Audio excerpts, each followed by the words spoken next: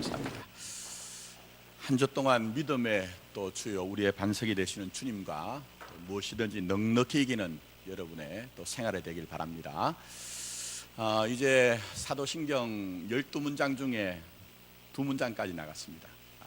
그래서 일단 2문장까지 마무리를 하고요. 가을이 이제 되기 때문에 바람이 좀 많이 선선해졌습니다. 몸도 좀 이렇게 깨어나는 것 같지만 우리의 영혼도 좀 새로워지면서 우리 인생 노래가 좀 달라졌으면 좋겠다, 이런 마음이 있습니다. 시편을 중심으로 우리 교회가 또 우리 인생의 어떤 노래를 불러야 될 것인가 하는 것들을 이제 다음 주부터 좀 살펴보도록 하겠습니다. 어떤 분이 길을 가시다가 아주 오랜만에 옛 친구를 만났어요. 근데 그 친구가 이런 얘기를 합니다. 너 아직도 그곳에 사니? 이렇게 물었어요. 그랬더니 이제 그 길에서 만난 친구가 그래 물었더니 답을 하기를 나 아직도 거기 살아, 이렇게 얘기를 했습니다.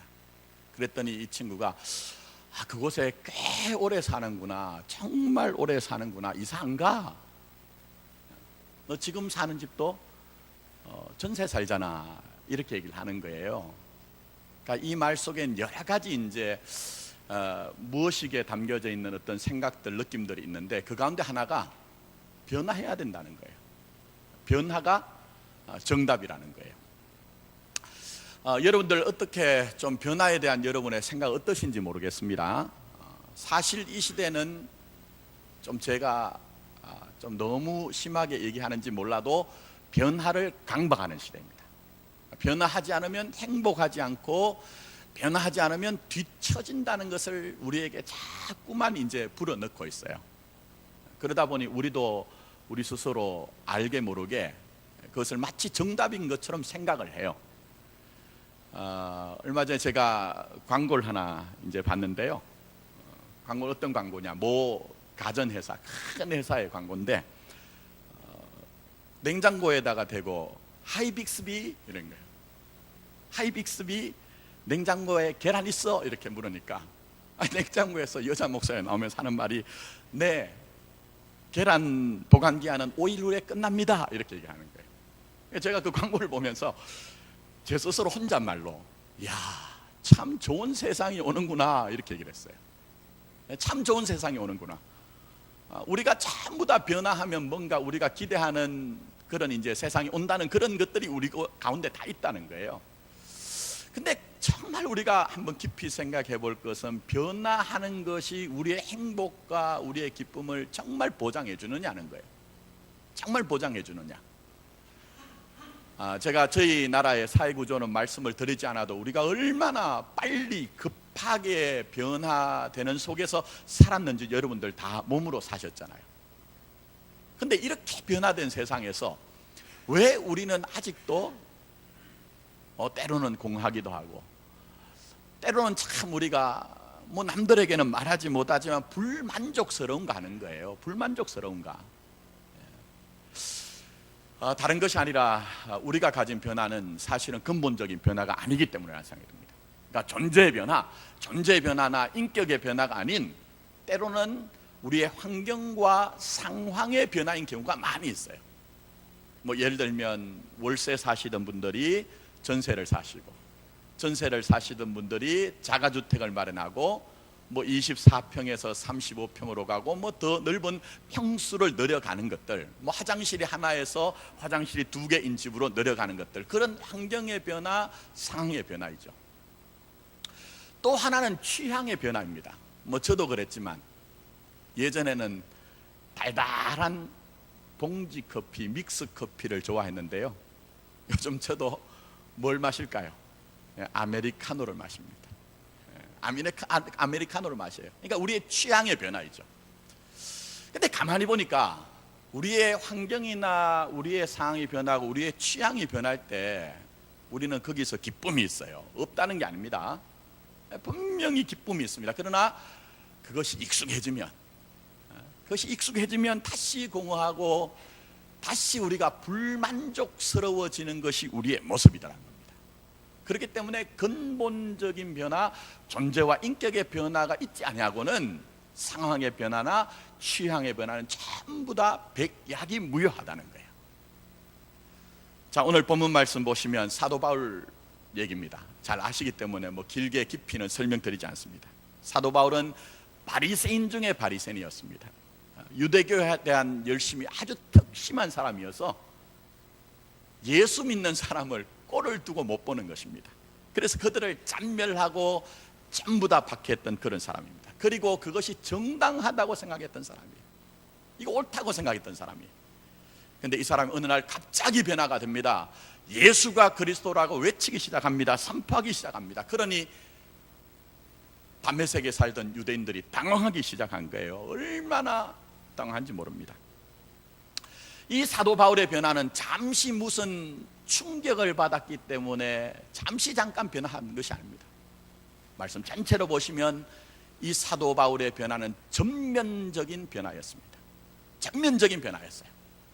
때로 인생의 고난이 닥친다 할지라도, 때로는 여러 가지 어려움이 닥친다 할지라도, 심지어는 죽음이 그 앞에 있다 할지라도 그것 때문에 위축되지 않고 그 하나하나 속에서 내게 주신 의미를 생각합니다. 내게 주신 의미를 생각합니다.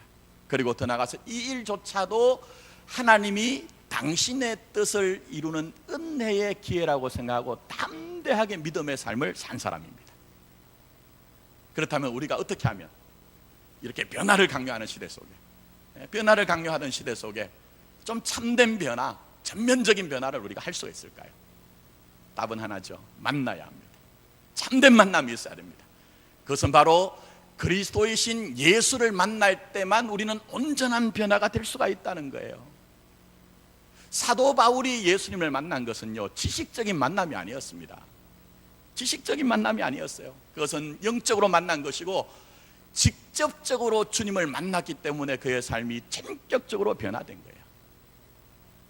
특히 갈라디아서 1장 15절부터 16절까지 보니까요, 사도 바울의 간증이 드러납니다. 근데 뭐라고 간증을 하느냐? 나는 태어나기도 전부터 이미 그리스도 예수 안에서 예수를 전하기 위해서 택함을 받은 사람이라는 거예요, 여러분. 이건 이성적이고 논리적인 얘기가 아닙니다. 사도 바울은 사실은 대단한 철학을 가진 철학자였거든요. 근데 이 사람이 전혀 이성적이지도 않고 논리적이지도 않게 나는 태초에 그리스도 예수 안에서 그리스도를 위해서 살기로 작정된 자였다는 거예요. 근데 내가 그것을 알지 못하고, 내가 그것을 깨닫지 못하고 딴짓을 하다가 이제 그리스도이신 예수께서 주권적이고 전격적인 은혜로 내 인생을 붙잡았기 때문에 나는 이제로 제대로 된 길을 간다는 거예요, 여러분. 사랑하는 여러분, 사도 바울이 이상한 사람입니까, 여러분? 제가 그의 배경을 말씀드리지 않았지만 정말 똑똑하고 지성적이고 코스모폴리탄적인 사람이었어요. 근데 이 사람이 지성과 논리를 얘기하지 않습니다. 왜? 예수를 만났기 때문에. 예수를 만났기 때문에, 진짜 내가 생명으로 살 수 있는 그리스도이신 예수를 만났기 때문에 그는 감격적으로 예수를 만난 사건을 얘기합니다. 그래서 20절 말씀 보시면 거기에 등장하는 부사 어구가 하나 있습니다. 그게 뭔지 아십니까? 적시로. 전면적인 변화가 있었다는 거예요. 전격적으로 변화가 되었다는 거예요. 그래서 여러분 아시는 것처럼 그리스도이신 예수를 만난 이 사도 바울은 고린도후서 11장 23절부터 보면 자기 인생을 이렇게 얘기합니다. 내가 옥에 갇히기도 하였다. 얼마나 고달팠을까요? 매도 수없이 맞기도 하고 40에 하나 감한매를 5번을 맞기도 하였고, 또 내가 돌로 맞기도 하였다는 등등, 인간적으로 보면요 정말 피하고 싶은 신산스러운 삶의 현실을 얘기해요. 그것만 있는 것이 아닙니다. 그는 이렇게 얘기합니다. 이 외의 일은 고사하고 오히려 날마다 내 속에 눌리는 것이 있대요. 우리말로 표현하면 스트레스가 극심했다는 거예요. 스트레스. 말로 다 할 수 없는 스트레스가 극심했다는 거예요. 그것은 곧 모든 교회를 위하여 내가 그렇게 염려하는 것이라고 얘기를 했어요. 여러분 생각해 보십시오. 좀 몸은 고달파도요, 내가 사는 환경이 좀 안 되어도 마음이 편안하면 견딜 수 있습니다. 마음이 편안하면. 그런데 이 사도 바울은요, 뭐 바깥으로 환경도 안 되죠, 내적으로는 편안하지도 않죠. 괴로움이 점철된 인생을 살았다는 거예요. 근데 소중한 것은 이런 일들 때문에 사도 바울은 후회하지 않습니다. 사도 바울은 가던 길을 돌아서지 않습니다. 오히려 그는 이렇게 고백하는 인생을 삽니다. 형제들아, 나는 아직 내가 잡은 줄로 여기지 아니하고 오직 한 일, 즉 뒤에 있는 것은 잊어버리고 앞에 있는 것을 잡으려고 뭘 향해서요? 푯대를 향하여 그리스도 예수 안에서 하나님이 위에서 부르신 부름의 상을 위하여 달려가노라, 쫓아가노라고 얘기합니다. 무슨 얘기입니까? 현실적으로는 고달프고 또 때로는 고통스러운 일이 있어도 더 좋은 것이 있는 걸 아는 거예요. 더 가치 있는 걸 아는 거예요. 그러니 그거 괜찮다는 거예요. 나는 그것이 있기 때문에 내가 가야 할 것을 분명히 알고 달려가는 인생을, 믿음의 인생을 살겠다는 거예요. 여러분, 이런 사도 바울의 고백을 좀 들어보시면 우리 마음에 참 근사하다는 마음이 들죠. 참 멋진 인생 살고 있구나 하는 마음이 들지 않나요? 근데 우리는 어떻고 나는 어떠냐 하는 거예요. 우리는 어떻고 나는 어떠냐. 저는 이 강단에 서서 말씀을 전하고 있지만 솔직하게 제 영혼의 실존을 말씀드리면 저는 이 정도가 안 돼요. 여러분, 이 정도가 안 됩니다. 작은 소리 하나에도 마음을 앓기도 하고, 뭐 작은 사건 하나에도 무릎이 꺾여가지고 탄식하기도 하고 절망하기도 하고. 왜 그럴까? 믿음은 그런 것이 아닌데, 내 지식이 부족한 것이냐, 내 능력이 부족한 것이냐, 내가 예수를 믿은 연조가 없는 것이냐, 제가 보니까 아니에요. 다 그런 게 아니에요. 다만 내게 부족한 것은 예수가 그리스도라는 것을 믿는 믿음, 예수가 그리스도라는 것을 믿는 그 믿음이 내게 약한 것이고, 더 나아가서 예수가 그리스도라는 것을 믿는 믿음으로 내가 삶에서, 생활에서 직접 적용해 보면서 믿음으로 실제적으로 살지 않았기 때문에 나는 이런 멋지고 그렇게 근사한 인생을 살지 못하고 있는 것이 아니냐 하는 거예요. 그러므로 근본적인 문제는 믿음의 문제입니다. 근본적인 문제는 여러분의 지식의 문제도 아니고, 여러분의 능력의 문제도 아니고, 더 나아가서 환경의 문제도 아니고 믿음의 문제예요. 믿음의 문제. 예수를 그리스도로 믿고 있느냐, 예수를 그리스도로 믿고 있느냐, 그 예수를 그리스도로 믿으면서 따르면서 내 삶에 실제적으로 내가 그렇게 살아가고 있느냐 하는 것이 우리의 문제라는 거예요. 여러분, 근데 이것은 개인에게만 적용되는 문제는 아니에요. 여러분, 조금 더 확장해 보자면 교회도 마찬가지입니다. 교회도 마찬가지예요. 제가 볼 때 여러분, 뭐 매스컴이 하도 이제는 다루어 가지고 아시겠지만, 저희 교단적으로 제일 크다고 하는 교회가 부자 세습을 했어요. 근데 왜 그런 일이 생겼을까? 여러 분석을 합니다. 여러 분석을. 근데 저는 생각할 때 근본적으로요, 예수가 그리스도라는 믿음이 약한 것이 아닌가,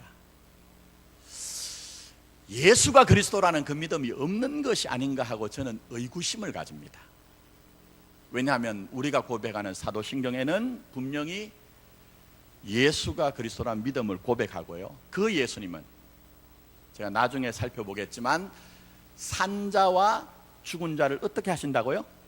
심판하러 오시는 우리 주님이래요. 그래서 이 사도 바울은 고린도 후서 5장에 보면요, 분명하게 확신하는 게 있습니다. 분명하게 확신하는 것은 우리가 모두 다 주의 그 시상대 앞에 설 것인데, 그때는 우리가 이 땅에서 몸을 입고 사는 동안 선악간에 행한 일을 가지고 주 앞에 서야 된다는 거예요. 그래서 사도 바울은 곧 이어서 보면 자기는 정말 주님을 기쁘시게 하는 자가 되기를 힘쓰겠노라고 얘기하거든요. 그렇다면 여러분 보십시오. 우리가 명확하게, 분명하게 예수가 그리스도라는 믿음이 있는데 그런 일을 획책할 수 있느냐 하는 거예요. 획책할 수 있느냐 하는 거예요. 제가 볼 때는 그게 아니라는 생각이 드는 것이죠. 그렇기 때문에 교회되면 다른 것에 있지 않습니다. 성도되면 다른 것에 있지 않아요. 얼마나 많은 지식이 있느냐, 물질이 있느냐 하는 것이 중요한 것이 아니고, 우리에게는 예수를 그리스도로 믿는 믿음이 있느냐, 예수를 그리스도로 믿는 믿음이 있느냐 하는 것이 소중한 것이죠.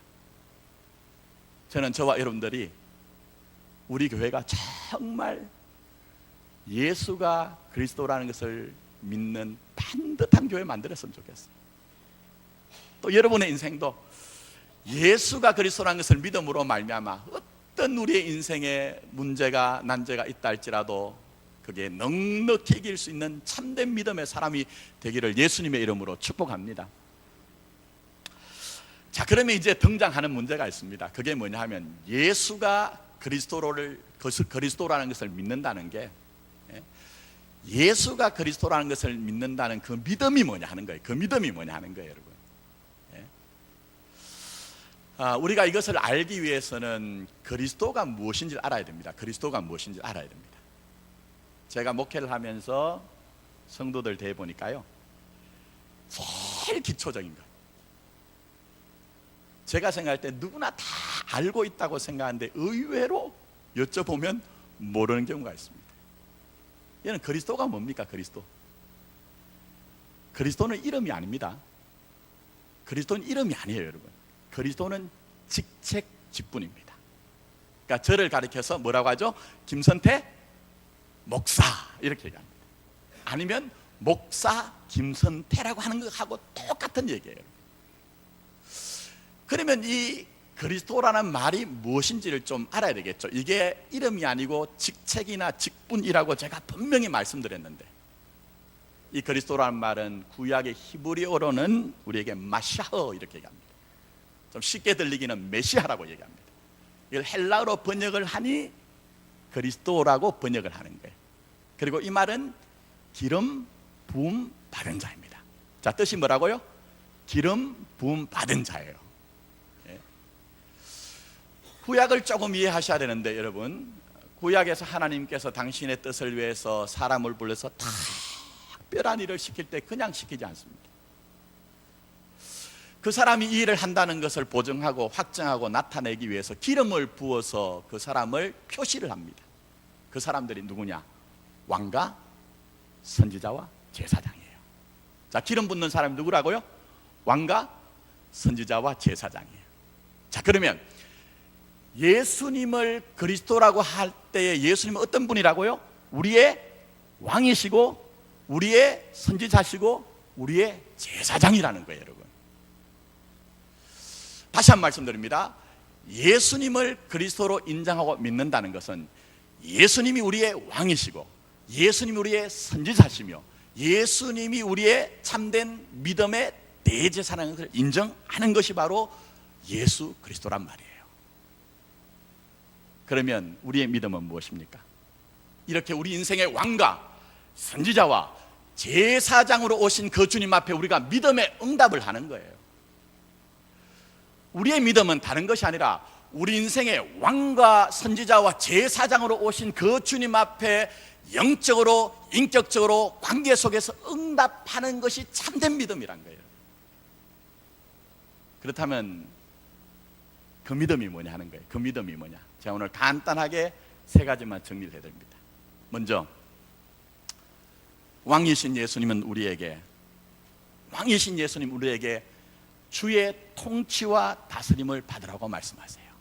주의 통치와 다스림을 받아야 된다고 말씀하고 계세요. 왕은 실제적으로 우리에게 익숙한 게 아닙니다. 그러나 사극 보시면 왕은 나라를 통치하고 다스리는 사람이에요. 그럼 여기서 이제 등장하는 문제가 있죠. 너 지금 누구의 통치를 받고 있니?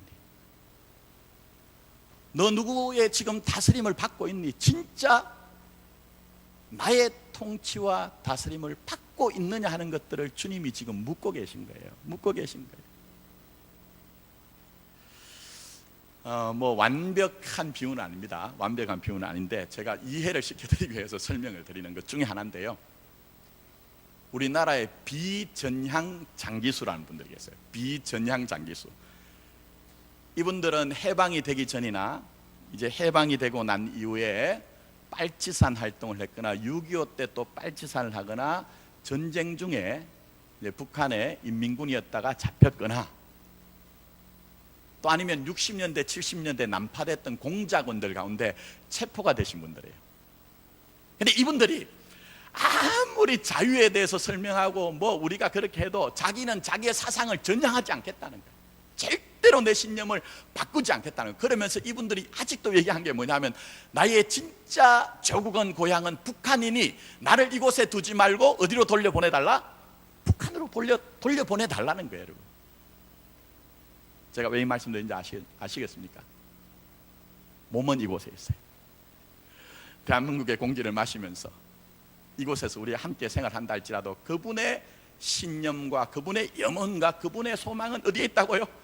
저쪽에 있는 거예요. 저쪽에 있는 거예요. 여러분, 우리가 입술로는 예수님이 내 인생의 왕입니다 라고 얘기를 하지만, 예배를 드리는 동안이나 성경을 읽는 동안이나 기도를 하는 동안이나 교회에 와서 봉사를 하는 동안만 주님을 생각하고, 나머지 내 삶의 전반적인 영역에선 주님을 전혀 개념치 아니하고 내 생각과 내 판단대로 주님의 다스림은 전혀 우리가 기대하지 않으면서 산다고 하면, 모르겠습니다. 제가 볼 때는 온전한 건 아니에요. 분명히 그거는 주님이 원하시는 것이 아니라는 겁니다. 여러분, 성경의 역사를 조금만 살펴보시면, 이제 9월 달에 성경 통독을 합니다만, 성경은 굉장히 진실하고 정직한 책이에요. 그래서 인간들이 가진 그 죄와 연약함을 다 드러내는데요, 특히 사사기가 아주 암울한 시대입니다. 암울한 시대. 근데 사사기의 영적 특징이 뭔지 아십니까? 그 시대의 결론이 뭔지 아십니까? 성경은 이렇게 얘기합니다. 그때에 이스라엘의 왕이 없으므로, 뭐가 없다고요? 왕이 없으므로 사람들이 각기 자기 소견에 옳은 대로 좋은 대로 행하였더라, 이렇게 얘기를 하고 있어요.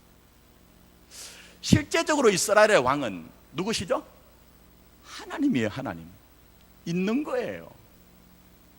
있기는 있으되 이스라엘 사람들이 전부 다 각자 개별적으로 자기 인생에 자기가 왕이 되어서 왕의 통치와 다스림을 거절하면서 자기의 좋은 대로 자기의 소견대로 전부 행하는 시대입니다.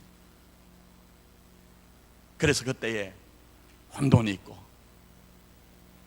그때에 공가 있고, 그때 흑암의 기품으로 말미암아 고통스러워하고 방황하는 시대입니다. 그러나 성경이 얘기하는 것은 무엇입니까? 역으로 우리가 정말 왕 되신 주님 앞에 나가서 우리가 우리의 무릎을 꿇고, 주님, 당신이 왕이십니다. 내 인생의 전부를 다스려 주십시오. 나는 당신의 통치 속에서 의와 평강과 희락을 누리기를 원합니다라고 우리의 삶의 그 주재권을 주님 앞에 맡겨드리기 시작할 때에, 우리의 삶에 때때로는 여러 가지 문제가 있어서 혼돈한 것처럼 보여지고 참 공허의 몸을 떨기도 하고, 이 흑암의 기품이 언젠가 지나갈 것인가 하는 의구심도 있지만, 분명한 것은 주의 뜻과 주의 그 의가 여러분 가운데 분명히 임한다는 거예요. 그게 분명히 임한다는 거예요. 저는 오늘 저와 여러분들이 우리 인생에 우리 자신이 왕이 된 자리에서 내려와서 주님의 통치와 다스림을 인정함으로 말미암아 여러분들에게 의와 평강과 희락을 주시는 그 주님의 놀라운 영광스러운 은혜가 우리 교회와 여러분들의 있기를 예수님의 이름으로 축원합니다.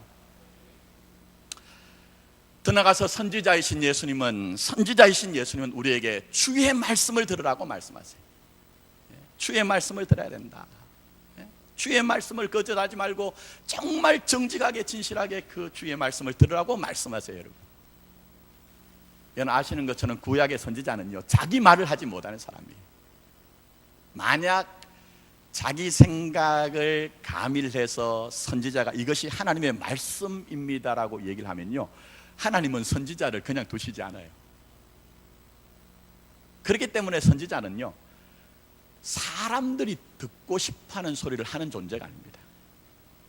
불편하고 외면해도 하나님이 전하라고 하신 말씀을 전해야 돼요. 저는 그런 목사가 되길 원해요. 그래서 여러분, 예를 들면 예레미야가 대표적인데요, 여러분 아시는 것처럼 예레미야는 바벨론이 우리를 침공한다는 거예요. 그런데 하나님의 뜻은 우리가 바벨론에게 순종을 해야 된다는 거예요. 여러분 생각해 보십시오. 조금만 민족과 나라를 생각하는 사람이라고 하면요, 아니 외세에 대해서 순종을 해야 된다고 하면 그건 매국노잖아요. 매국노잖아요, 여러분. 그런데 예레미야는요, 안 맞아도, 때로는 상에 틀려도 하나님이 하라고 하시니 그 말씀을 전합니다. 그래, 얼마나 고초를 당한지 몰라요. 심지어는 물 없는 구덩이에 던져져서 빠져지거든요. 그게 선지자입니다. 선지자. 그런데 여러분, 예수님 한번 생각해 보세요. 예수님이 뭐라고 하셨습니까? 요한복음 7장 16절 말씀 보시면 주님이 이렇게 얘기를 하세요. 내 경우는 내 것이 아니요, 내 것이 아니요, 나를 보내신 이의 것이니라 얘기했어요. 나를 보내신 아버지의 것이다.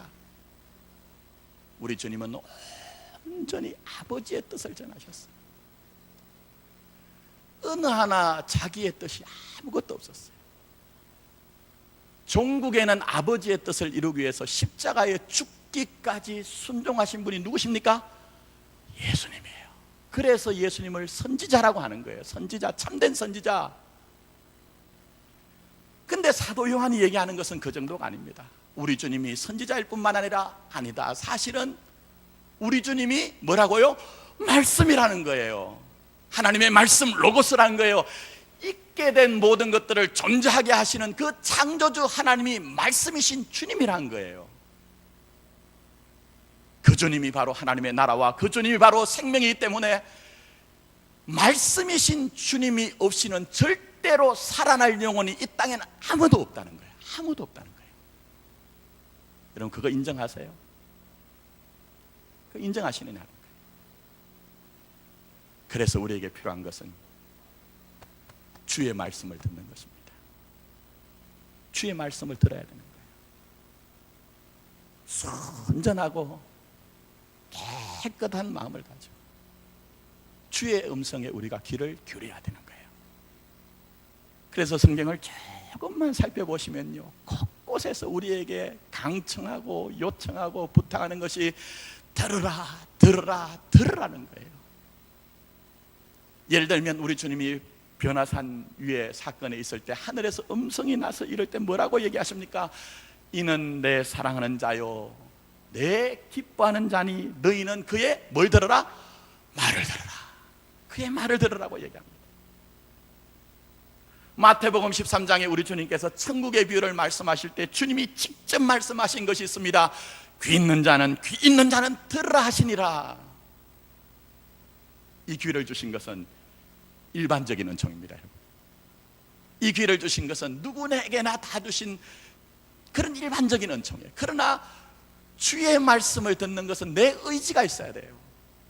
지금 이 순간에도 여러분이 마음을 닫아놓고 하나님의 음성을, 나에게 주시는 음성을 듣지 않겠다고 생각하면 아무리 주께서 우리에게 말씀하신다 해도 백약이 무효한 거예요. 그래서 주님께서는 귀 있는 자는 들을지어다라고 말씀하는 거예요. 또 요한계시록 2장에 보시면 그 소아시아의 교회들에게 뭐라고 말씀하십니까? 성령이 교회들에게 하시는 그 말씀을 귀 있는 자들은 들을지어다라고 얘기하잖아요. 제가 목회해 보니까요, 신앙 복잡한 거 아닙니다. 내가 오늘 들어야 돼요. 오늘 내가 오늘 주의 음성을 듣지 못하면요, 과거의 내 신앙이 어땠냐 하는 것 아무 소용없습니다. 아무 소용없습니다. 진짜입니다, 여러분. 내가 오늘 주의 음성을 듣지 못하면 내가 장래의 미래에 어떠한 사람이 되겠다는 소망도 전부 다 아무것도 아니에요. 그래서 오늘 내가 들어야 돼요. 깨끗하고 순전한 마음을 가지고 구약의 선지자의 말씀을 듣는 것에 따라서 성경은 생명과 사망이 네 앞에 있대요. 구약의 선지자의 말씀을 듣는 것에 따라서 복과 하가 네 앞에 있대요. 근데 로고스, 하나님의 말씀이신 모든 있는 것을 있게 하신 그 주님의 말씀에 대해서 우리가 어떻게 응답하고 어떻게 반응하느냐, 제가 더 이상 말씀드리지 않겠습니다. 저는 오늘 예배 가운데 있는 여러분들이, 여러분의 영혼이, 여러분의 심령이 살아나기 위해서 주여 한 말씀만 주십시오. 내 영혼을 살릴 수 있는 주의 한 말씀만 주옵소서 하는 그 소원을 가지고 영생의 말씀이 주께 있사오니 우리가 누구께 가오리까 하는 그 믿음으로 주의 음성을 듣고 주님이 여러분에게 주시는 의와 평강과 희락을 누리는 여러분의 삶이 되기를 예수님의 이름으로 축원합니다. 마지막으로 제사장이신 예수님은 우리에게 주님의 의를 힘입으라고 하세요. 제사장이신 우리 주님은 우리에게 주님의 의를 힘입으라 말씀하세요. 여러분, 구약의 제사장은 아신 것처럼 하나님과 백성 사이의 중보의 역할을 합니다. 백성들이 죄를 지을 때 그 문제를 가지고 나올 때에 제사장은 제사를 집례하면서 죄를 해결해서 결국은 하나님과 사람들이 화목한 관계가 되도록 하는 것이 제사장입니다.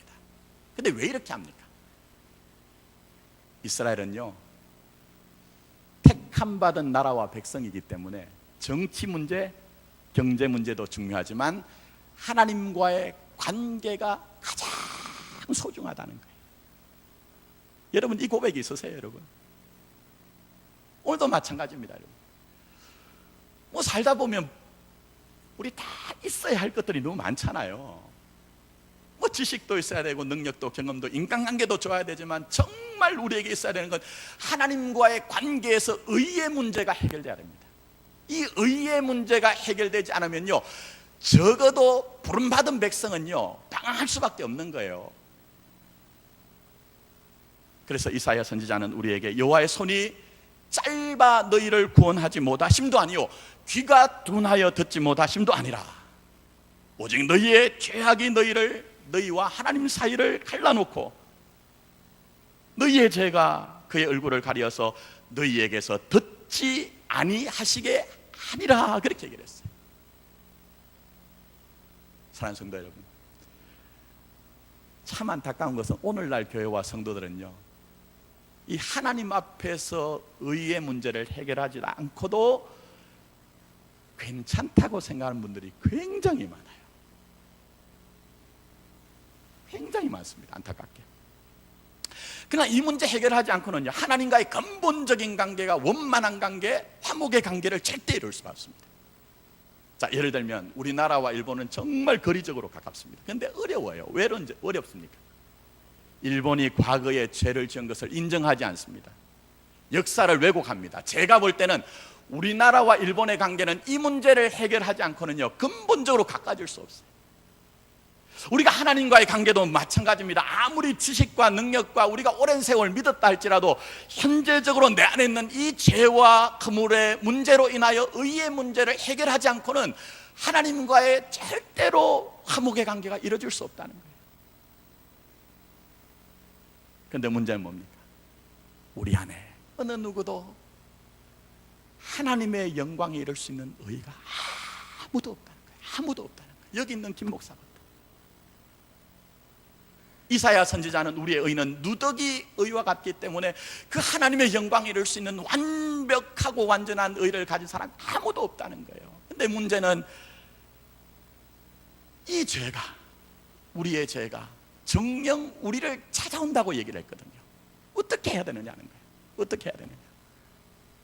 답은 한 가지밖에 없습니다. 답은 한 가지밖에 없습니다. 우리의 대제사장이신 예수 그리스도 그 십자가의 능력을 힘입어 날마다 은혜 보좌 앞에 나가서 주의 의를, 부어진 의를 힘입어야 됩니다, 여러분. 우리가 우리 스스로의 열심과 공로를 가지고 주님 앞에 나가는 것이 아니고 믿음의 주여 또 온전케 하시는 이인 예수를 어떻게 하자고요? 바라봐야 됩니다. 이미 하나님과 우리 사이를 화목케 하신 그 주님의 의를 바라보는 자들에게 주님께서는 우리가 죄와 사망의 권세로 눌리는 인생이 아니고 생명의 성령의 법으로 말미암아 의와 평강과 희락으로 산다고 보장하고 있는 거예요. 저는 우리 교회가 그런 자리가 됐으면 좋겠어요. 정말 우리가 모일 때마다 그런 자리가 되고요. 여러분 인생 살시다 보면 하나님 앞에 끄리끼는 것들이 있을 때마다 주님의 은혜 보좌 앞에 나가서 오히려 더 큰 그 주의 긍휼하심을 입는 여러분이 되었으면 좋겠다는 것입니다. 이제 말씀 맺습니다. 사도신경을 또 언젠가는 시작을 하겠습니다만 꼭 마음에 새기십시오. 주님은 우리의 왕이십니다. 주님은 우리의 왕이십니다.